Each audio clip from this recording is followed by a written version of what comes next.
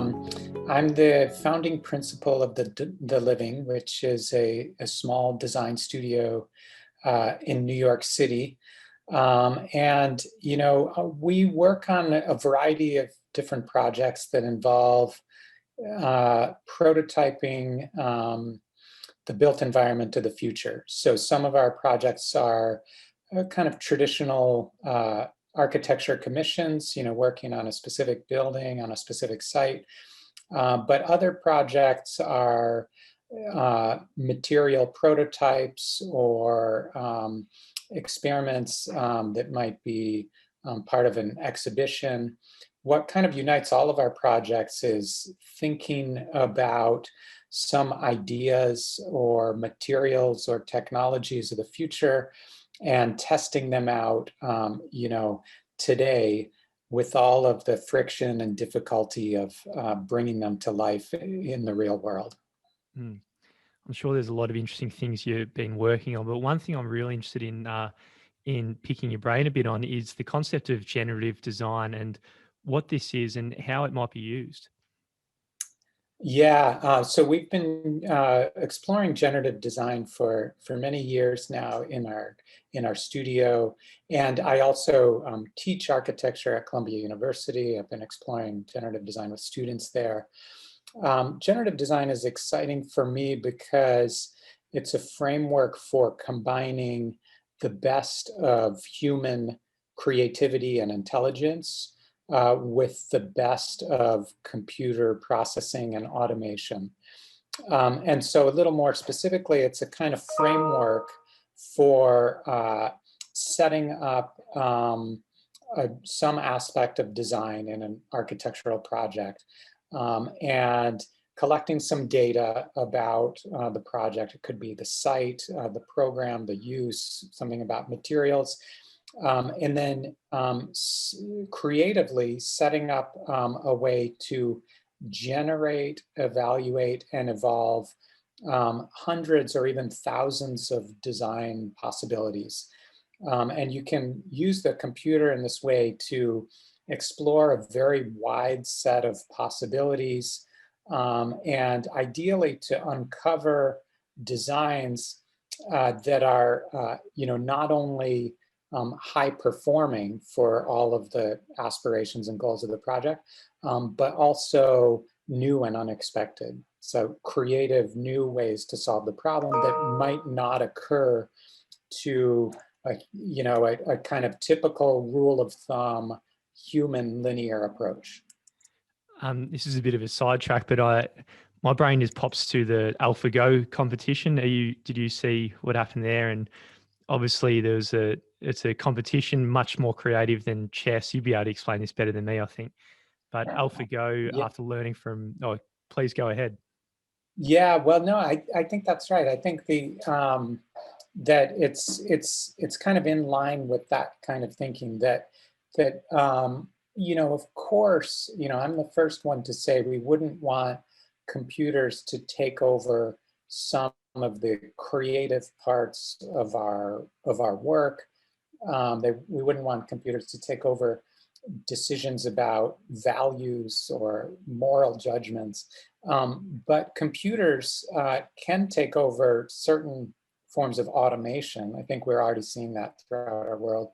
And what's most interesting to me is when computers can suggest new ways to solve problems, whether that's in the game of Go or in architectural design and engineering.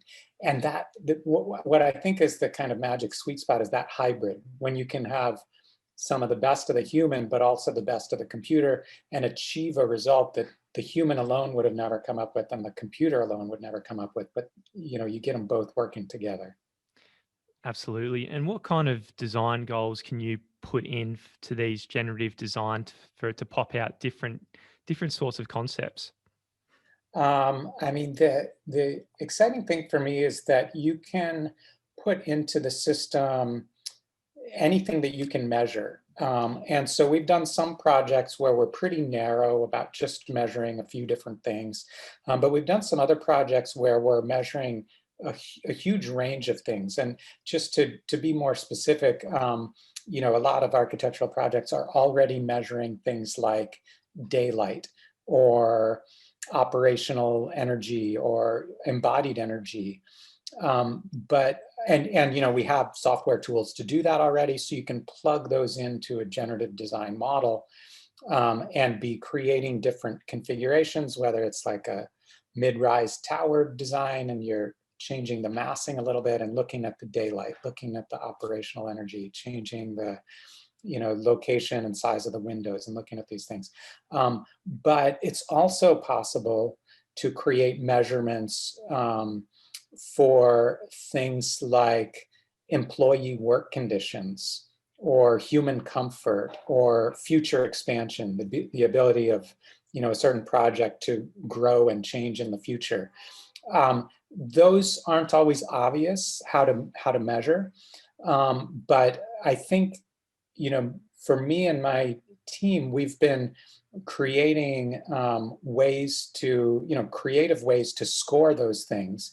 And as long as we can kind of come up with a formula or an algorithm to measure them, we can plug that in the generative design model as well.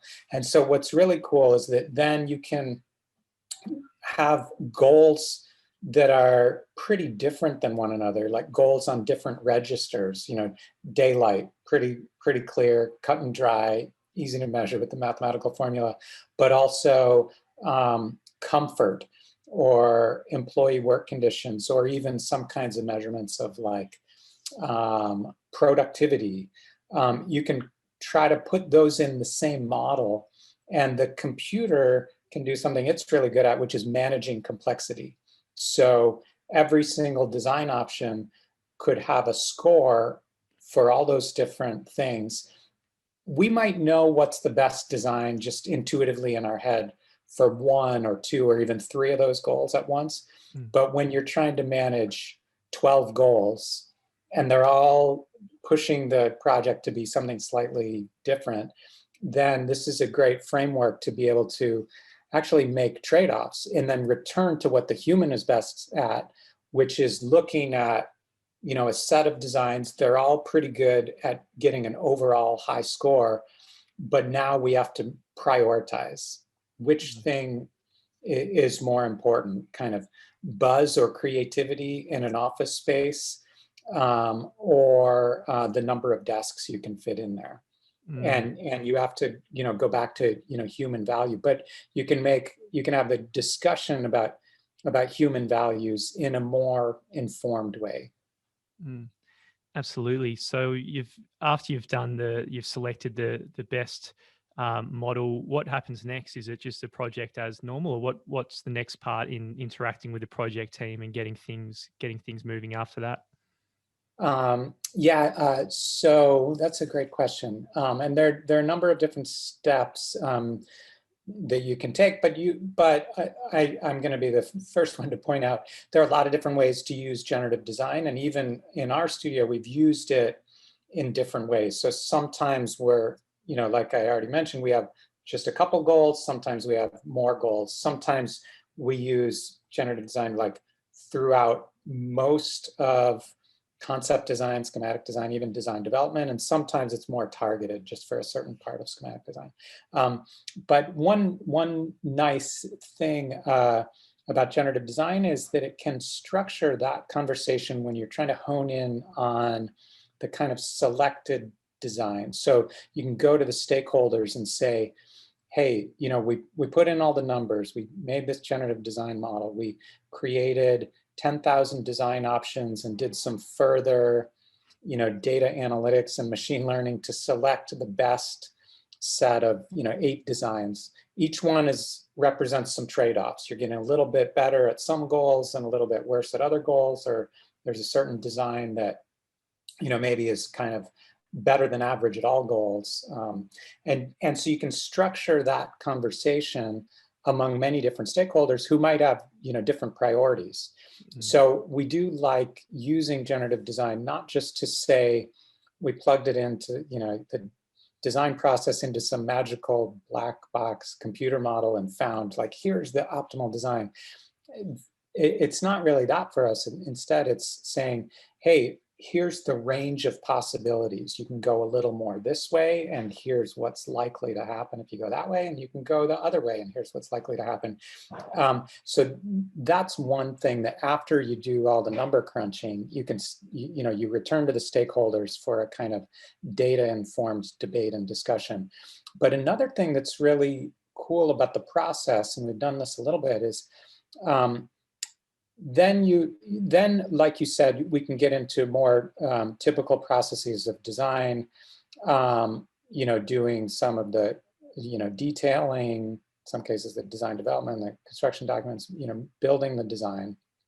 And there's still some decisions to make there that are, not incompatible with the generative design. So, in terms of maybe selecting materials, maybe things about finishes, maybe some minor changes as well in other things, including the massing or program.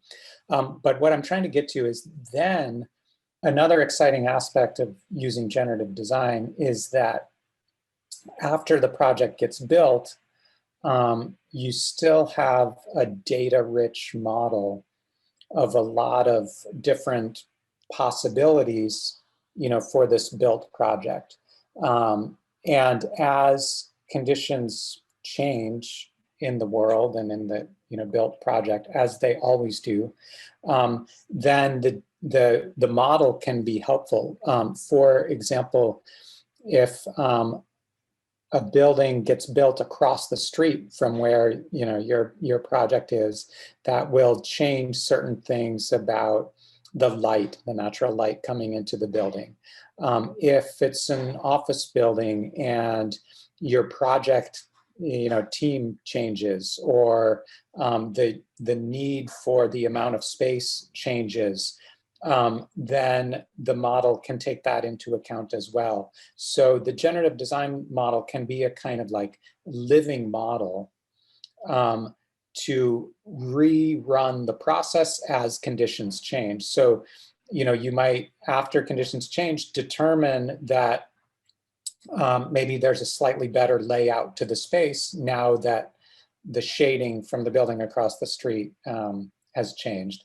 Or as the project teams change, you might decide there's slightly better ways to lay out the desks, or even a need to have different sized meeting rooms. And you can kind of calculate that kind of thing on the fly. A last aspect of that is that we've been learning over time about the types of scoring we're doing. So, and this would be true for a lot of types of building design. Like, after you make a building, you can still learn about it by observing that building during operations, and potentially, improve, the energy consumption, fine tune the HVAC system. But similarly, you might be able to kind of fine tune things about the layout or the materials, things that you're using, that you used generative design to create in the first place. I'm interested to learn about what other technologies are converging with this generative design, and also with materials which are most suitable, whether it might be timber or anything that can be prefabricated, really, with generative design. Yeah, I think there's a lot of interesting kind of overlap and convergence. We have been using generative design with sustainability in mind quite a bit. And I think there's still a lot of interesting territory to cover there.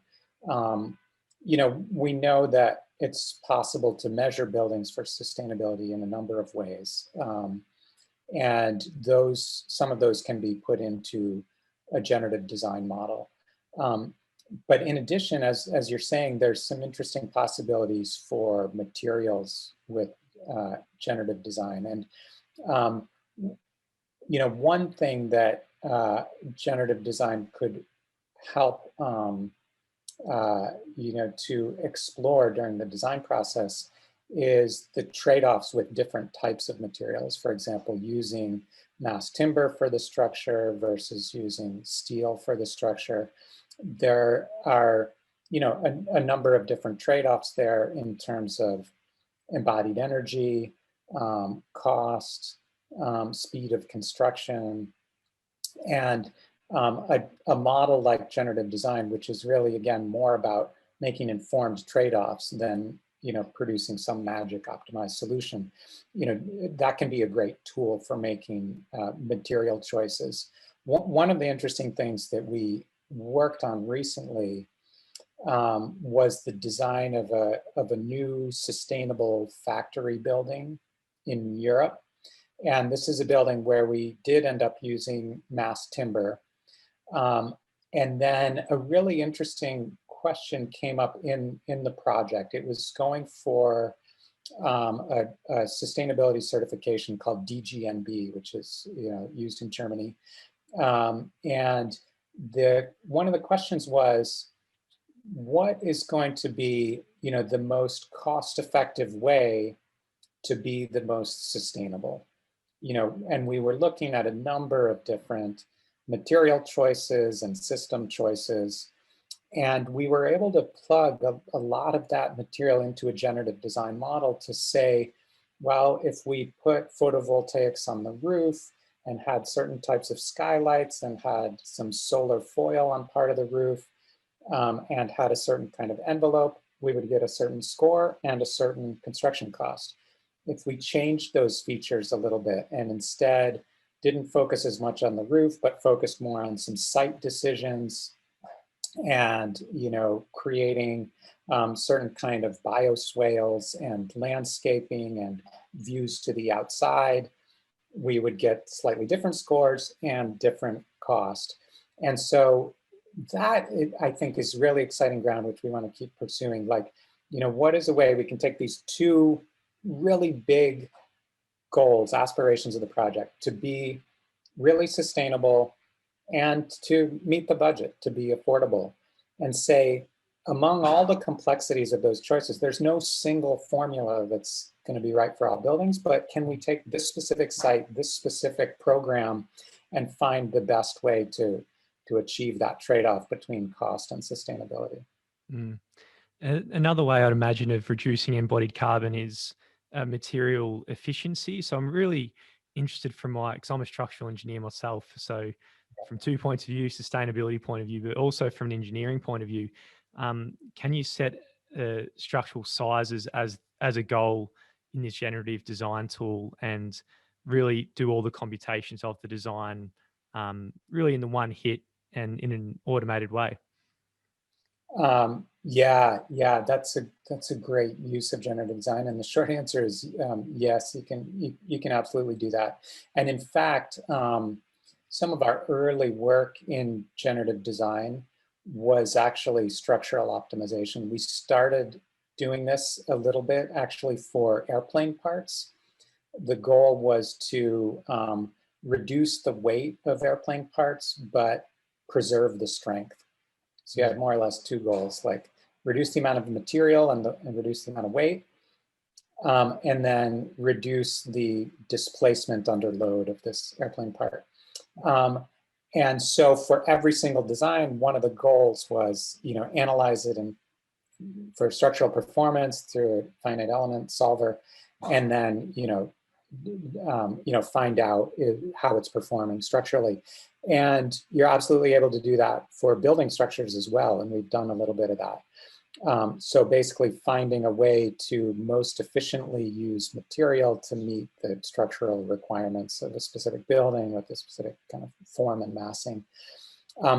And like you said, it's really interesting to think about other requirements or constraints you could plug in. For example, you could say, I only want to use members of these sizes. So you don't allow that you can create any size members, like you have certain unit sizes that you're able to use. One thing we also explored along those lines is maybe you don't want, maybe you want to standardize the units as well, because that might have some cost implications, some constructability implications. So you can measure, what is the number of unique structural elements, whether that's unique size trusses or, unique columns. And that can be something you're tracking in all the different design options. And you could say, really, I want to standardize the structure, so I want to minimize the number of unique elements. So there are a lot of ways, and partly I'm trying to mention some of these ways because one of the messages I want to leave people with is there's a lot of creativity in the process. There's, yes, you can use structure, but even within using structure, there's different creative ways to use it that might depend.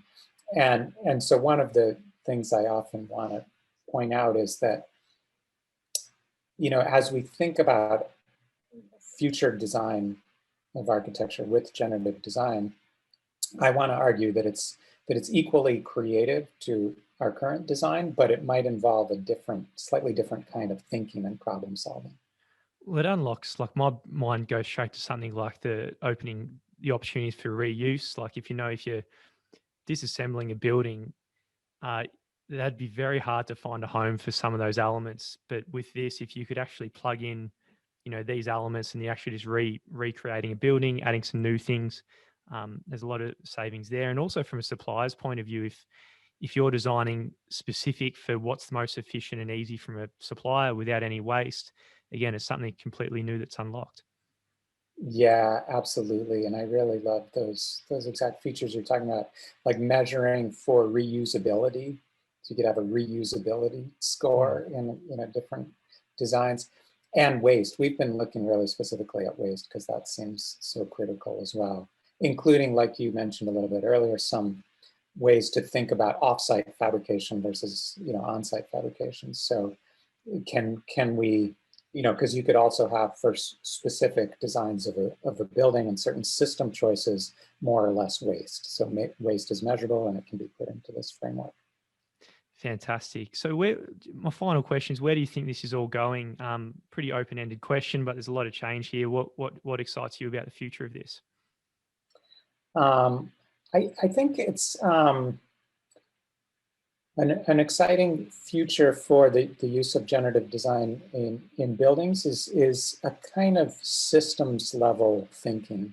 So I do think it can be a great solution to achieve the best design for a single project, managing a lot of complexity and a lot of stakeholders, and reaching a kind of informed decision that works within the trade-offs. So I think that alone is valuable and exciting. But because generative design encourages a thinking where you're kind of thinking of ranges of possibilities instead of single outcomes, and you're thinking of managing a high degree of complexity through a wide design space instead of kind of jumping to conclusions. I think, and you're thinking that you can use a data-driven model or a generative design model as a living model even after a building is made, because as we know, every building continues to age, continues to change its program, et cetera.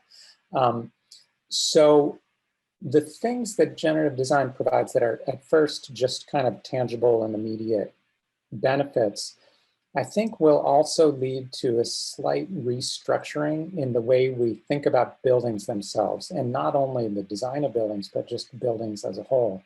That buildings are more like systems, dynamic systems, than like fixed objects, and that our way of solving problems aren't like a singular masterpiece to just create the perfect solution for a specific site, but they're ways of thinking and solving problems that have a range of different possible answers.